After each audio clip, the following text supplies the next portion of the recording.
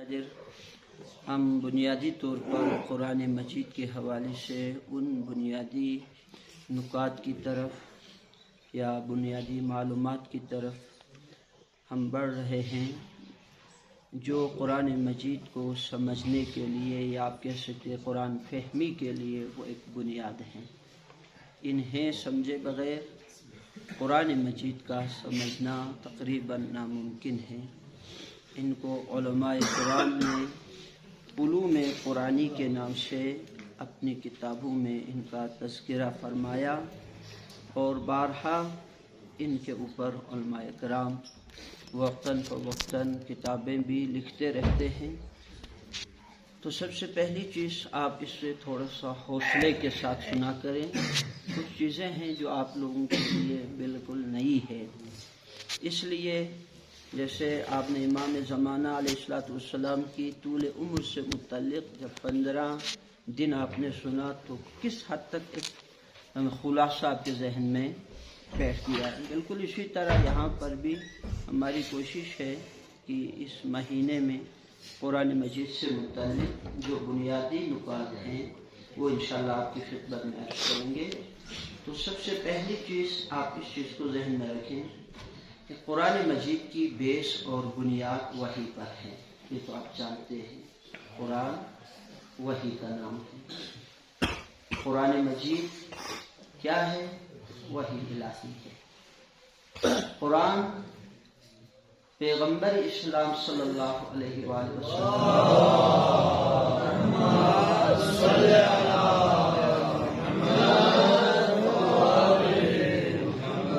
के मुअजिज़ात में से एक सबसे बड़ा मुअजिज़ा है। कुरान के मुअजिज़ात में से सबसे बड़ा मुअजिज़ा भी है। तो जिसको जब तक आप इस कसरत के साथ न सुने, जिस कसरत के साथ फर्ज करते हैं आप हजरत अली का तज़किरा सुना है, तब तक किसी हद तक उसको समझना मुमकिन नहीं। जाहिर है ये सबसे बड़ा मुअजिज़ा है पैगंबर इस्लाम का।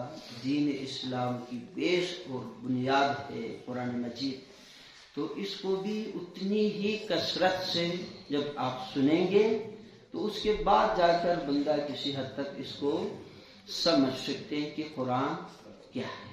तो सबसे पहले इस बात को आप जहन में रखें। ये जो आयत जिसकी मैंने तिलावत की, अल्लाह ताला फरमाते हैं मा काना लि बशर अन युकल्लिमहुल्लाहु इल्ला वहयन औ मिन वराइ हिजाबिन औ युरसिला इलैहि रसूला। तसल्ली से फरमाते हैं किसी बशर की बस में नहीं है कि वो अल्लाह से गुफ्तगू कर सके। अब इस बात को गौर से सुनें। मा काना लि बशर, किसी बशर की बस में नहीं है अन युकल्लिमहुल्लाहु, हाँ, कि वो अल्लाह से क्या गुफ्तगू करे, इल्ला वहयन, याते कि उसकी तरफ अल्लाह की वही हो। तवज्जो है ना लोगों? खालिक और मखलूक में निस्बत नहीं है, निस्बत नहीं, इतनी हैसियत नहीं होती मखलूक के अंदर कि वो खालिक से गुफ्तगू कर सके। बहुत, यानी जिसको आप कह सकते हैं फासला, मखलूक में ये बस नहीं है। मखलूक के पास इतनी ताकत नहीं है कि वो अल्लाह से गुफ्तगू कर सके। इल्ला वहयन, हाँ, अल्लाह ताला ने खुद फरमाया इसकी एक ही सूरत है, वो उसकी तरफ क्या हो वही हो। याद रखिए पैगंबर गिरामी सल्लल्लाहु अलैहि वसल्लम की जो नबुव्वत, रिसालत, दीन इस्लाम की असास और बुनियाद है ना, वो वही पर है। याद, जब तक आप वही नहीं समझेंगे यहाँ से आगे बढ़ना मुमकिन नहीं। वही है। पैगंबर इस्लाम सल्लल्लाहु अलैहि वसल्लम ने भी अगर कोई दावा किया तो यही दावा था मेरी तरफ वही होती है। ये ना आप समझ रहे हैं ना? हाँ, किसी और चीज का पैगंबर ने दावा किया ही नहीं। मैं तो आप लोगों की तरह इंसान हूं, यही कहा ना। ये कुरान मजीद की भी कई आयतें आगे आ रही ऐसी हैं ان میں پیغمبر نے فرمایا لوگوں میں تمہاری طرح انسان ہوں، مگر میری طرف کیا ہوتی ہے؟ وحی ہوتی ہے۔ اس کا مطلب ہے کہ تمام پاور اسی وحی کے اندر کیا ہے؟ موجود ہے۔ یہ طاقت ہے، وحی ایک ایسی طاقت ہے جو کسی کے اور کے پاس نہیں ہے، جس کے پاس ہو گویا وہ اللہ کا نبی یا رسول ہوتا ہے۔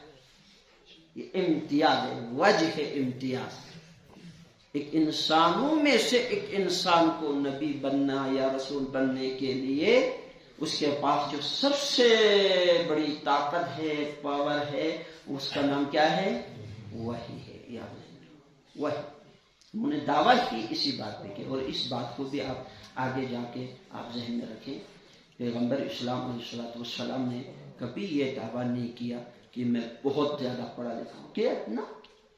بس اس چیز کا دعویٰ کہ میرا رب مجھے بتاتا ہے، رب مجھے بتاتا ہے، اور کسی چیز کو پیغمبر نے دعویٰ کیا ہی، تمام مسئلہ اسی وحی کے اندر کیا ہے؟ موجود ہے۔ تو فرمایا وحی کس چیز کا نام ہے؟ اب توجہ کریں، وحی کس چیز کا نام ہے؟ وحی، اب آپ توجہ کریں، وحی کی جو اصطلاحی تعریف بیان کی گئی ہے وہ یہ ہے، اللہ تعالی کا وہ پیغام، آپ کہہ سکتے ہیں وہ پیغام الہی، اللہ تعالیٰ کا وہ پیغام جو اللہ اپنے رسولوں تک پہنچاتا ہے، اس پیغام خدا کو وحی کہا جاتا ہے۔ پھر سے سنیں، اللہ کا وہ پیغام جو اللہ اپنے رسولوں تک پہنچاتا ہے، اس پیغام کو کیا کہتے ہیں؟ اب تھوڑا سا آگے بڑھتے ہیں۔ اللہ کا پیغام جو اللہ نے اپنے رسولوں تک پہنچایا وہ وحی ہے، وہ وحی۔ اگر اس کے الفاظ اور حکم دونوں خدا کا ہو تو وہ قرآن ہے ہمارے اصطلاح میں، اگر حکم خدا کا ہو، الفاظ رسول کا ہو، تو ہمارے اصطلاح میں اسی وحی کو حدیث کہتے ہیں۔ پھر سنو، یہ قرآن اور حدیث میں بنیادی فرق یہی ہے، سمجھ آ گیا؟ حکم دونوں بنیادی طور پر، حدیث میں بھی اور قرآن کا بھی بنیادی طور پر حکم کس کا ہے؟ اللہ کا ہے۔ اس تعریف کے مطابق وحی کی اس تعریف کے اندر قرآن بھی شامل ہے، حدیث بھی شامل ہے۔ حدیث بھی حکم خدا ہے اور قرآن بھی حکم خدا ہے۔ فرق کیا ہے؟ قرآن کا لفظ اور حکم دونوں خدا کا ہے، حدیث کا حکم خدا کا ہے، لفظ رسول کا ہوتا ہے۔ کلیئر ہوا؟ ہاں، یہ بنیادی فرق ہے کس میں؟ قرآن اور حدیث میں۔ اب سنو، کیا پھر میں دوہراتا ہوں تاکہ آپ یاد کر کے آگے بڑھیں۔ وحی اس پیغام خدا، اس کلام خدا، اس حکم خدا کو کہتے ہیں جو اللہ اپنے رسول تک پہنچاتا ہے۔ کبھی حکم پہنچاتا ہے، کبھی حکم کے ساتھ لفظ بھی اللہ خود دیتا ہے۔ اگر حکم لفظ کے ساتھ ہو تو وہ کتاب خدا ہے، وہ قرآن مجید۔ اگر حکم ہو، لفظ رسول کے اپنے ہوں، تو اسے کیا کہا جائے گا؟ حدیث کہا جائے گا۔ یہ بنیادی فرق ہے۔ اب اسی لیے دیکھیں، قرآن مجید کا لفظ بھی معجزہ ہے، سمجھ آ گیا؟ حدیث کا لفظ معجزہ نہیں ہے، یہ آپ ذہن میں رکھیں۔ قرآن کا لفظ بھی کیا ہے؟ معجزہ ہے۔ کیوں؟ کیونکہ یہ کلام اللہ ہے، اللہ کا پیغام ہے۔ رسول اللہ صلی اللہ علیہ وسلم کا جو فرمان ہے جسے حدیث کہتے ہیں، اس میں بھی حکم خدا کا ہوتا ہے، الفاظ پیغمبر کے اپنے ہوتے ہیں۔ اسے ہم اصطلاح میں کیا کہتے ہیں؟ حدیث کہتے ہیں۔ یہ بنیادی طور پر قرآن اور حدیث میں بنیادی طور پر فرق ہے، نمبر 1۔ دوسری چیز اس سے آپ جانیں، اللہ تعالیٰ نے اس آیت میں جس کی میں نے تلاوت کی، ما کان لبشر ان یکلمہ اللہ الا وحیا او من وراء حجاب او یرسل الیہ رسولا، کسی بندے کی بس نہیں ہے کہ وہ اللہ سے گفتگو کر سکے مگر یہ کہ اللہ اس کی طرف وحی کرے، او من وراء حجاب، یا کسی چیز کے پیچھے سے اس کے لیے پیغام سنا دے رسول کو، کسی بھی چیز کے پیچھے سے آواز پیدا کر کے رسول تک اپنا پیغام پہنچائے۔ تو او یرسل الیہ رسولا یا اس کی طرف فرشتے بھیجتے. اس آیت میں وحی کی 3 صورتیں بیان کی ہیں. کتنی صورتیں؟ 3 اس آیت میں. لیکن علماء اور مفسرین نے وحی کی کئی صورتیں بیان کی. آپ اس بات کو ذہن میں رکھیں، جب وحی کی بات ہوتی ہے ہمارے دماغ میں فوراً آ جاتا ہے وہی جو جبرائیل لے کے آتے ہیں. نہ، یہ ذہن میں رکھو، یہ کچھ چیزیں ہیں جن کو دور کرنے کی ضرورت ہے. وحی صرف وہ نہیں ہے جو جبرائیل لے کے آتے ہیں، یہ ذہن رکھو. یعنی وحی منحصر و ڈیپینڈ نہیں ہے کس پر؟ جبرائیل پر. یہ شاید آپ کے لیے نئی بات تو جو ہے نا آپ لوگوں کی، ایسا نہیں ہے. وحی کا مفہوم جیسے میں نے عرض کیا، وہی اللہ کا پیغام جو رسول تک پہنچتا ہے. اکثر انبیاء پر وحی لانے والا فرشتہ جبرائیل ہی تھا. یہ ہے اکثر انبیاء. اب اکثر کا لفظ جب میں نے استعمال کیا تو آگے آپ خود سمجھ گئے. اس کا مطلب ہے بعض ایسے انبیاء بھی گزرے ہیں تاریخ بشریت میں جن پر وحی جبرائیل کے علاوہ دیگر فرشتے بھی لایا کرتے تھے. نمبر 1 یہ تو کلیئر ہو گیا، ٹھیک ہو گیا. ایک تو یہ. دوسری بات، اللہ تعالیٰ بسا اوقات اپنے انبیاء پر جو وحی بھیجتے ہیں، پہنچاتے ہیں، وہ فرشتوں سے ہٹ کر بھی پہنچا سکتے ہیں. اللہ محتاج نہیں ہے کہ صرف اسی ایک ہی طریقے پر وحی پہنچانے پر. اللہ کے پاس کئی ایسے طریقے موجود ہیں جن کے ذریعے سے وہ اپنے انبیاء تک اپنا کلام پہنچانے پر قدرت رکھتا. کسی 1-2 طریقے پر اللہ محتاج نہیں ہے، منحصر نہیں ہے، ڈیپینڈ نہیں ہے خدا تعالیٰ. تو ان میں سے ایک طریقہ ہے اللہ تعالیٰ اپنے انبیاء پر وحی فرشتوں کے ذریعے پہنچاتا ہے. اب توجہ رکھیں، فرشتوں کے ذریعے پہنچاتا ہے. تو میں نے عرض کیا اکثر انبیاء پر خود حضور علیہ السلام کی زندگی میں بھی جو 23 سال کا وحی کا دورانیہ ہے، اس میں اکثر وحی جبرائیل ہی لایا کرتے تھے. لیکن اس بات کو بھی آپ سمجھیں، پیغمبر اسلام صلی اللہ علیہ وسلم کی زندگی میں جو جبرائیل وحی لے کے آتے تھے نا، اس کی 2 اور صورتیں بیان کی ہیں. ان میں اکثر اوقات جبرائیل علیہ السلام انسانی شکل میں آتے تھے. یاد رکھیں، انسان کی شکل میں آتے تھے پیغمبر کے پاس، اور پیغمبر تک اللہ کا کلام پہنچا کے چلے جاتے تھے انسان کی شکل میں. بلکہ ہمارے یعنی اہل تشیع کی بعض روایات میں یہ بھی ملتا ہے کہ وہ اکثر جو ہے پیغمبر اسلام کا ایک صحابی تھا حضرت دحیہ کلبی، اس کا نام تھا. آپ اس کو ذہن رکھیں، کیا نام تھا اس کا؟ دحیہ کلبی. اس کی شکل میں آتے تھے جبرائیل، اور آ کر پیغمبر کے محفل میں بیٹھتے تھے، پیغمبر کے ساتھ وہ گفتگو کرتے تھے. ایک دفعہ روایت ملتی ہے کہ امام حسن علیہ السلام پیغمبر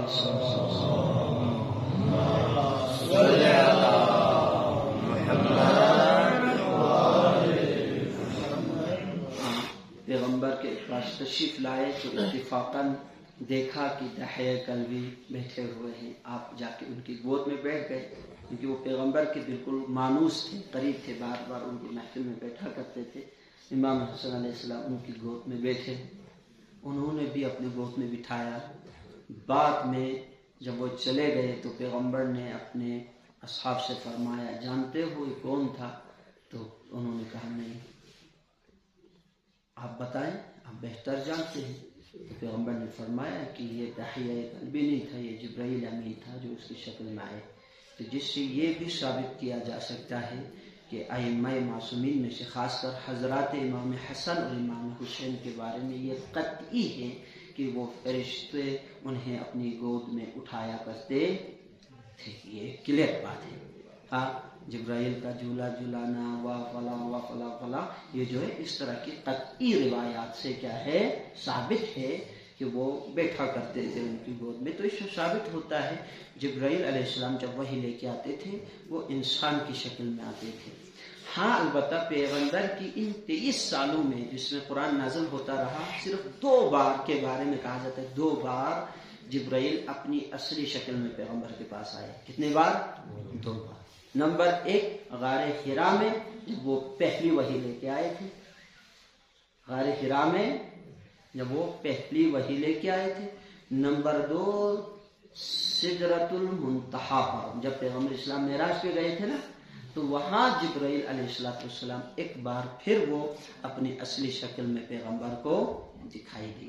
یہ آپ ذہن میں رکھیں، فرشتہ وحی کوئی بھی ہو سکتا ہے، لیکن اکثر وحی چونکہ جبرائیل لاتے تھے، اس لیے وحی کا جب بھی نام آتا ہے جبرائیل کا ذہن میں فوراً نام آ جانا، وہ کس کو کہتے ہیں؟ تبادل ذہنی، ایک کام اکثر اسی نے کیا تو جس کی وجہ سے اکثر خیالات اس کی طرف جاتا ہے، ورنہ اور بھی فرشتے جو ہے وہ وحی لے کے مختلف انبیاء پر آیا کرتے تھے۔ یہ ایک نقطہ آپ کے ذہن میں کلیئر ہو گیا، تو صلوات پڑھیں محمد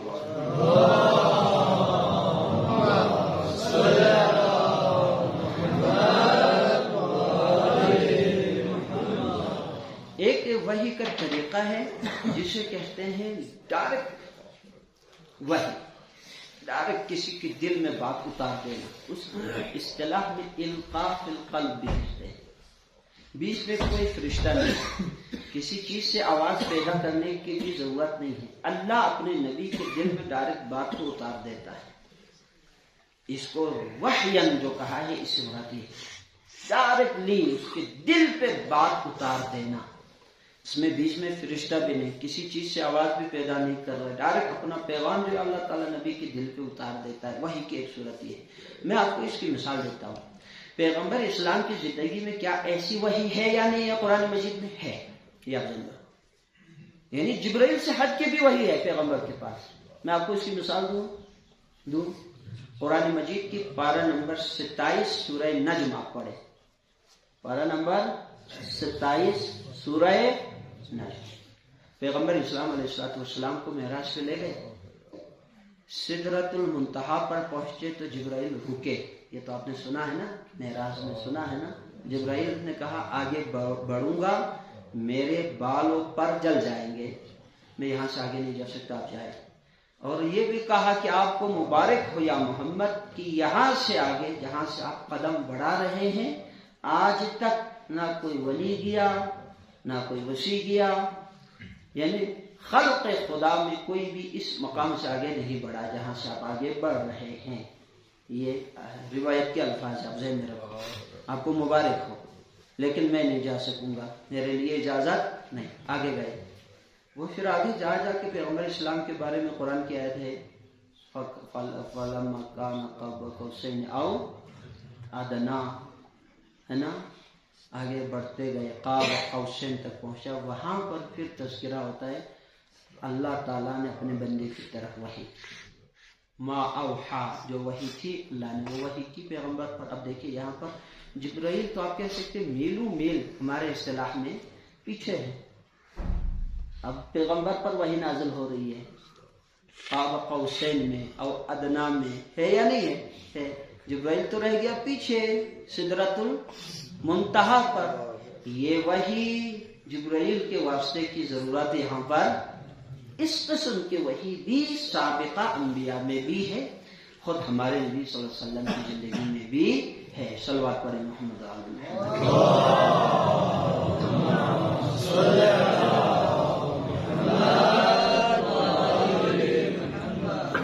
کتنے باتیں ہوں گی؟ 2۔ اب تیسری صورت، اللہ تعالیٰ جب کسی نبی سے بات کرتا ہے تو ان میں ایک صورت یہ کہ اللہ تعالیٰ کسی بھی چیز سے کہیں سے کوئی آواز پیدا کرتا ہے، نبی کو کلام خدا سے حکم خدا جو ہے وہ اس تک پہنچ جاتا ہے۔ اور من وراء حجاب کا مطلب ہے پردے کے پیچھے، پردہ میں کوئی بھی چیز کہیں سے اللہ تعالیٰ اس کو آواز پیدا کرتے ہیں۔ قرآن مجید میں ایسے بہت سارے مثال ہیں، جیسے موسیٰ علیہ السلام آگ کی تلاش میں نکلے تو ایک درخت سے اللہ تعالیٰ کا پیغام اسے سنائی دیا، ایک درخت سے، یہ قرآن میں ہے۔ ہاں، یہ وحی کی ایک صورت ہے، وحی کی ایک صورت ہے جسے میں نے ابھی آپ کو کہا کلیم اللہ جناب موسیٰ کا لقب کہا ہے، یہ اللہ تعالیٰ سے ڈائریکٹ گفتگو کرتے تھے. یہ کلیم اللہ کا جو لقب موسیٰ کلیم اللہ کو ملا، یہ وہی صورت ہے جس میں ڈائریکٹ اللہ تعالیٰ کسی کے دل میں بات کو ڈال دیتا ہے. یہ پیغمبر کی زندگی میں بھی ہے، باقی سابقہ انبیاء کی زندگی میں بھی ہے. تو یہ ایک وحی کی ایک صورت، مختلف صورتیں ہیں، یہ آپ ذہن میں رکھو. وحی کی کچھ اور بھی صورتیں ہیں، یہ آپ ذہن میں رکھو. مثلا وحی کا پہنچانے کا ایک طریقہ، اللہ اپنا کلام پہنچانے کا طریقہ قرآن مجید میں ہے. ان میں سے ایک ہے خواب. اللہ تعالیٰ اپنے انبیاء کو خواب کے ذریعے اپنا حکم دیتا ہے. اس کا تذکرہ قرآن مجید میں حضرت ابراہیم و اسماعیل کی ذبح کے قصے میں ہے کہ ابراہیم نے اسماعیل کو ذبح کرنے کا جو حکم تھا وہ خواب میں دیکھا تھا. یہ آپ ذہن میں رکھو، یہ قرآن کے اندر ہے. ہاں، یہاں پر کوئی جبرائیل لے کے نہیں آیا تھا. کیا تھا؟ بوڑھے باپ نے، خلاصہ اس کا مفہوم یہ ہے، بوڑھے باپ نے اپنے جوان بیٹے کو مقام منا میں ذبح کرتے ہوئے دیکھا. صبح کو اٹھا، اپنے بیٹے سے کہا میں تجھے اللہ کی راہ میں قربان کر رہا ہوں. تو فرمان بردار بیٹے نے اپنے بزرگ باپ سے کہا اللہ کا جو حکم ہے آپ اس کی تعمیل کریں، آپ انشاءاللہ مجھے صبر کرنے والوں میں سے پائیں.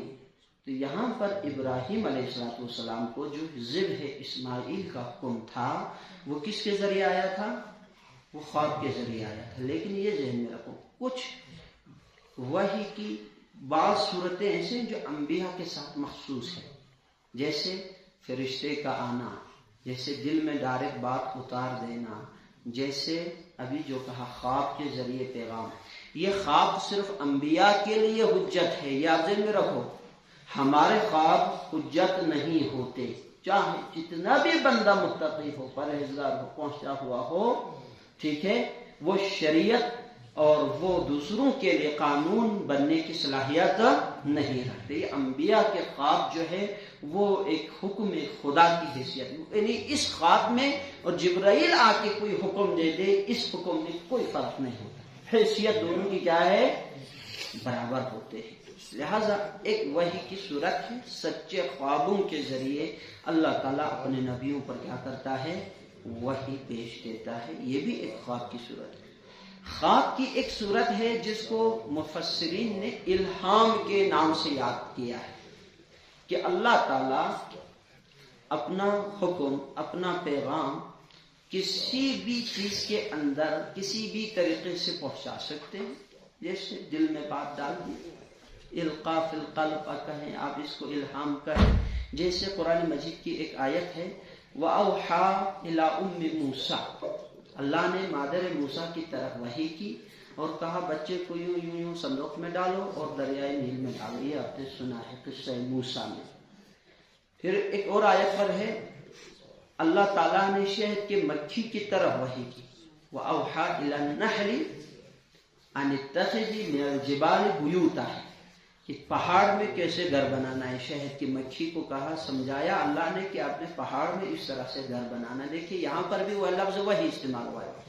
لفظ وحی یہاں پر بمعنی فطرت ہے، نیچر ہے، کہ اللہ نے ان کی فطرت میں یہ بات ڈال دی کہ اب وہ سیکھ گیا کہ کس طرح سے پہاڑوں کے اندر کیا بنانا ہے، وحی یہ کیا گھر بنانا ہے. تو آپ ذہن میں رکھیں، وحی کا ایک معنی ہے عمومی، بات کسی تک پہنچانا فطرت کے ذریعے، نیچر کے ذریعے. ایک تو وحی ہے. البتہ یہ وحی انبیاء کے ساتھ مخصوص نہیں ہے، یہ کسی چیز کے لیے بھی ہو سکتے ہیں. وہ وحی جو انبیاء کے ساتھ مخصوص ہے، جو ایز اے قانون، ایز اے شریعت ہاں انسانوں کے لیے اتارا، وہ وحی صرف انبیاء کے ساتھ مخصوص ہے. جن میں خواب، سچے خوابوں کے ذریعے پیغام، یہ انبیاء کے ساتھ مخصوص ہے. فرشتوں کے ذریعے پیغام، یہ انبیاء کے ساتھ مخصوص ہے. اسی طرح ڈائریکٹلی اللہ تعالیٰ کسی کے دل میں بات پہ ڈال دیتا ہے، یہ بھی انبیاء کے ساتھ کیا ہے؟ مخصوص ہے. تو یہ آپ ذہن میں رکھیں، وحی کی چند صورتیں ایسی ہیں جو انبیاء کے ساتھ مخصوص ہیں، باقی عمومی ہے کہ اللہ تعالیٰ اپنا پیغام کسی بھی طریقے سے کسی کو پہنچا سکتا ہے. لیکن فرق میں آپ کو بتا رہا ہوں، جو انبیاء کی وحی ہے وہ قانون ہے، شریعت ہے، ایک کلی عمومی حکم رکھتا ہے. لیکن اگر کسی بندے کے دل میں اللہ تعالیٰ کوئی بات ڈال دیتا ہے، جیسے اللہ نے مادر موسیٰ کو وحی کے ذریعے سمجھایا، تو وہ قانون کلیہ بننے کی صلاحیت وہ اسی بندے کے لیے ہے. اس پر ضروری ہے کہ اس کے مطابق عمل کرے، لیکن کیا ہر ماں اسی طرح کرے؟ نہ. ہاں سمجھ آ گیا نا؟ یہ وہ نبی علیہ السلام کی پاور اور طاقت جو ہے وہ بنیادی طور پر وہ اس کے وحی کے اندر موجود ہے. اور یہی چیز آپ ذہن میں رکھو کہ دین اور شریعت، خاص طور پر پیغمبروں کی اصل طاقت ان کی وحی کے اندر کیا ہے؟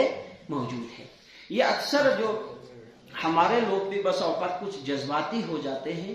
پیغمبر گرامی صلی اللہ علیہ وآلہ وسلم کے بارے میں جب بہت ساری کتابوں میں یہ لکھا گیا کہ آپ علیہ السلام جو ہے بظاہر دنیا کے اعتبار سے آپ ان پڑھ تھے، تو لوگ کہتے ہیں جی یہ تو پیغمبر کی شان. نہ، پیغمبر کی شان میں کوئی گستاخی نہیں. پیغمبر کی عظمت اسی میں ہے کہ وہ دنیا کے کسی استاد سے پڑھے بغیر اللہ کے حکم سے سب کچھ جانے، اسی میں ہی پیغمبر کی عظمت ہے. اب بات کو سمجھ رہے ہیں نا؟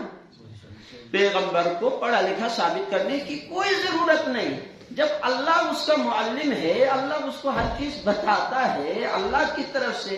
سمجھ آ گیا؟ ہاں. اور یہ اس کے بارے میں جو لوگ بہت زیادہ اس پہ زور دیتے ہیں کہ پیغمبر اسلام صلی اللہ علیہ وسلم جی ان پڑھ نہیں تھے. ان پڑھ اس سینس میں یا اس عنوان پہ نہیں تھے کہ آپ نعوذ باللہ ان پڑھ ہونا اور چیز ہے، جاہل ہونا اور چیز ہوتا ہے. جہالت الگ سے، ان پڑھ الگ سے ہے. ہاں بس اوقات پڑھا لکھا جاہل ہوتا ہے نہیں ہوتا؟ ہاں ہوتا ہے، پڑھا لکھا جاہل ہوتا. یہ آپ اس کو فرق کو سمجھے. پیغمبر اسلام صلی اللہ علیہ وسلم یقیناً آپ دنیا کے کسی ماہر کے پاس جا کر پڑھنے کی کہیں پر بھی زندگی میں آثار نہیں ملتے. یا نہیں پڑھا پیغمبر نے. یہ ان لوگوں کی طرف سے یہ بات گڑی گئی ہے جو یہ ثابت کرنے کی کوشش کرتے ہیں کہ محمد صلی اللہ علیہ وسلم جو قوم عاد کا قصہ سناتے ہیں، قوم سمود کا قصہ سناتے ہیں، اپنے سے کئی سو سال، ہزار سال پہلے گزرے ہوئے قوموں کے قصے بھر بتاتے ہیں نا. وہ اس لیے بتاتے ہیں محمد کو کتابیں پڑھنی آتی ہے. اب دیکھو یہ بات آپ سے محمد کو کتابیں پڑھنی آتی ہے، اور یہ چیزیں، یہ قصے کہانی تو فلاں زبان میں فلاں کتاب میں لکھی ہوئی ہے، فلاں زبان میں فلاں کتاب میں لکھی ہے، فلاں زبان میں فلاں مختلف کائنات کی کتابوں میں اس وقت بھی دنیا کی کتابوں میں یہ چیزیں تھی یا نہیں تھی. وہ یہ ثابت کرنے کی کوشش کرتے تھے نعوذ باللہ محمد صلی اللہ علیہ وسلم کمچوری کرتے ہیں، ان کی کتابوں سے باتوں کو پڑھتے ہیں اور پڑھ کر پھر اپنی طرف سے نعوذ باللہ اس کو خدا کی طرف منسوب کر کے بیان کرتے ہیں. جبکہ یہ بات کلیئر ہے، حقیقت ہے. حضور صلی اللہ علیہ وآلہ وسلم نے کسی سے نہیں پڑھا، نہ کائنات کی کوئی کتاب پڑھی ہے. سمجھ آ رہے ہیں؟ محمد صلی اللہ علیہ وسلم نے کائنات کی کسی بھی کتاب کا مطالعہ کیا ہی نہیں ہے. محضاً محمد کا ایک ہی دعویٰ ہے، مجھے جو کچھ پتہ چل رہا ہے وہ میرا رب بتاتا ہے. یہ آپ جان. اب اس میں پاور ہے یا آپ یہ ثابت کرنے میں لگ جاؤ کہ محمد صلی اللہ علیہ وسلم پڑھے لکھے تھے، کہ وہ دنیا کی کتابوں سے چیزوں کو تلاش کرتے تھے. اس میں پاور ہے؟ بتائیں. پہلے میں پاور ہے. کچھ نہیں جانتے تھے، کچھ نہیں پڑھتے تھے، کسی کتاب کو آپ نے ٹچ ہی نہیں کیا. یہ سچ ہے، ٹچ ہی نہیں کیا.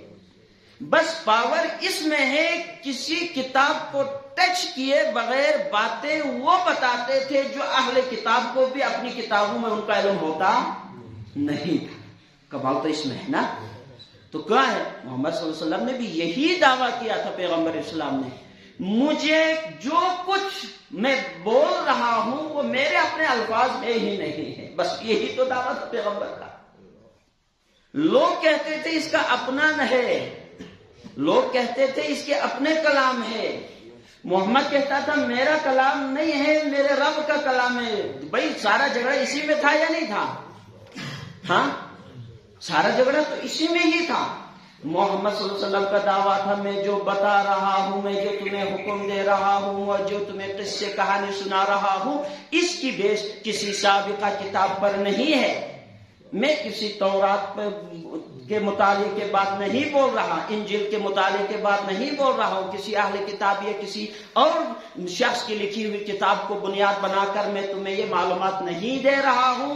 آپ کا دعویٰ یہ تھا کہ میرا رب مجھے بتاتا ہے، اور لوگوں کا کہنا یہ تھا نہیں جی یہ تو بظاہر بے شک ہے لیکن اس کو کہیں نہ کہیں پڑھنا آتا. یہ شک پیدا کیا گیا. یہ آپ ذہن میں رکھو, یہ شک پیدا کیا گیا پیغمبر کے بارے میں. نہیں تو اس میں کوئی شک نہیں. آپ اس بات پہ ہمیشہ کے لیے اپنے ذہن میں اس بات کو کلیئر کریں.